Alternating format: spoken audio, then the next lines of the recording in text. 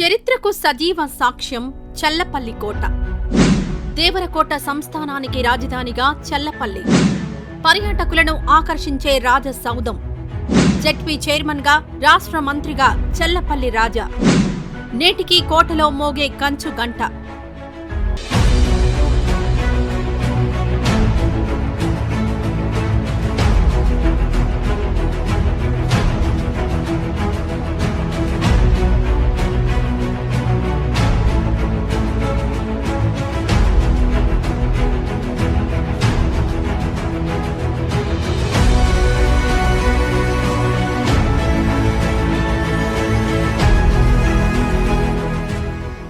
చల్లపల్లి ఈ పేరు చెబితే గుర్తుకొచ్చేదే చల్లపల్లి రాజావారి కోట.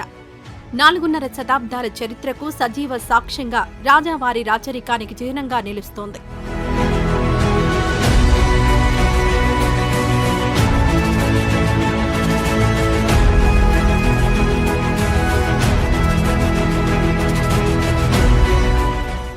చల్లపల్లి వచ్చిన వారెవరైనా కోట చూసి వెళ్లాల్సిందే. చల్లపల్లి రాజాగా పేరొందిన శ్రీమంతు రాజా యార్లగడ్డ శివరామప్రసాద్ బహద్దూర్ రాచరిక ప్రభువుగానే కాకుండా ప్రజాప్రతినిధిగానూ ప్రజలకు సేవలందించారు. పర్యాటకులను ఎంతగానో ఆకట్టుకునే చల్లపల్లి రాజావారి కోట, వారి చరిత్రపై ప్రత్యేక కథనం.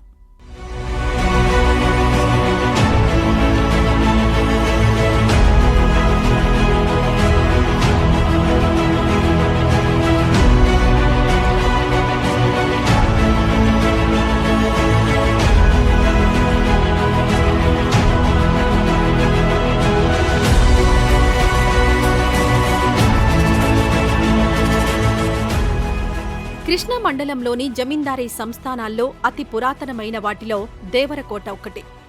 చల్లపల్లి రాజధానిగా జమీందార్లు పరిపాలన చేపట్టారు.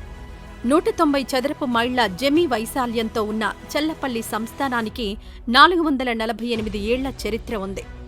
దీని పరిధిలో 66 గ్రామాలు, 2 అగ్రహారాలు, పాలెలు, శివార్లు కలుపుకొని సుమారు 100 గ్రామాలకు పైనే ఉండేవి.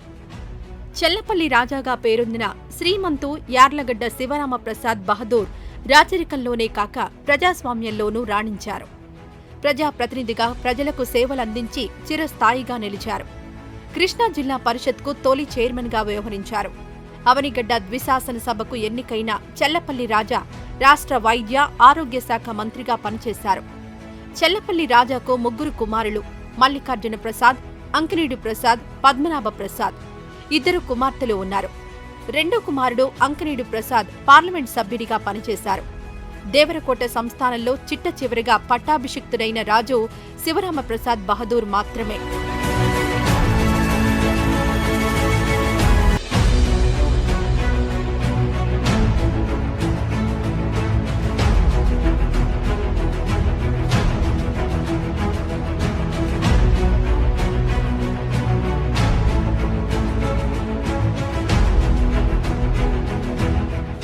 చల్లపల్లి రాజా పేరిట స్థాపించిన శ్రీమంతు రాజా యార్లగడ్డ శివరామప్రసాద్ జూనియర్ కళాశాల ఎందరో విద్యార్థులను తీర్చిదిద్దింది. దివిసీమలోని ప్రముఖ పుణ్యక్షేత్రాలుగా విరాజిల్లుతున్న మోపిదేవి శ్రీ సుబ్రహ్మణ్యేశ్వర క్షేత్రం, పెద్దకళ్లేపల్లి శ్రీ దుర్గా నాగేశ్వర క్షేత్రం, శ్రీకాకుళంలోని శ్రీకాకుళేశ్వర స్వామి దేవాలయాలకు చల్లపల్లి రాజా వంశీయులు వంశ పారంపర్య ధర్మకర్తలుగా కొనసాగుతున్నారు. మచిలీపట్నంలో శివగంగా అమ్మవారి ఆలయానికి చల్లపల్లి రాజా వంశీయులే ధర్మకర్తలు. వీటితో పాటు యార్లగడ్డలోని శ్రీ రుక్మిణీ సత్యభామ సమేత వేణుగోపాల స్వామివారి ఆలయం సైతం ఎస్టేట్ ఆలయాల పరిధిలో ఉంది. చల్లపల్లి రాజా వంశీయులు సంగీత, సాహిత్యాభివృద్ధికి విశేష కృషి చేశారు.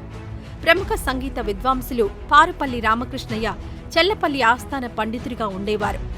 చల్లపల్లి రాజా వంశీయులు జగజ్జనని అమ్మవారిని పూజిస్తారు. కోటలో నేటికి అమ్మవారికి నిత్య పూజలు జరుగుతుంటాయి. గతంలో పర్వదినాల్లో ప్రజలు అమ్మవారిని దర్శించేవారు. దీపావళి, దసరా సమయాల్లో కోటలో అమ్మవారికి పూజలు చేస్తుంటారు. ఆ ప్రదేశంలో ప్రతిరోజు ముగ్గు వేసి ఖాళీగా ఉంచుతారు. విజయదశమికి ఆయుధ పూజ చేయడం నేటికి ఆనవాయితీగా వస్తోంది.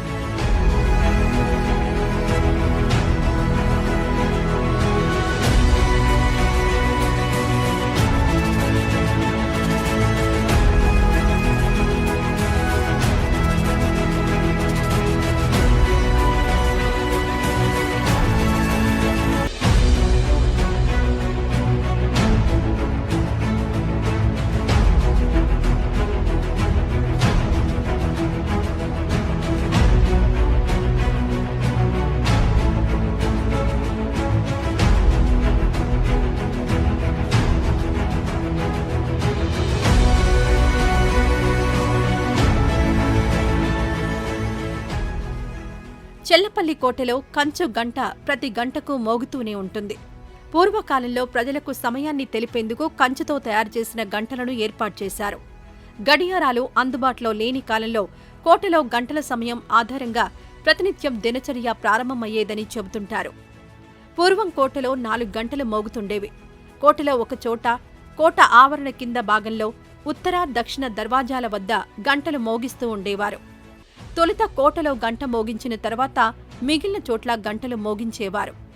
శబ్ద కాలుష్యం తక్కువగా ఉన్న ఆ రోజుల్లో కోట గంట చుట్టుపక్కల గ్రామాలకు సైతం వినిపించేదని చెబుతారు.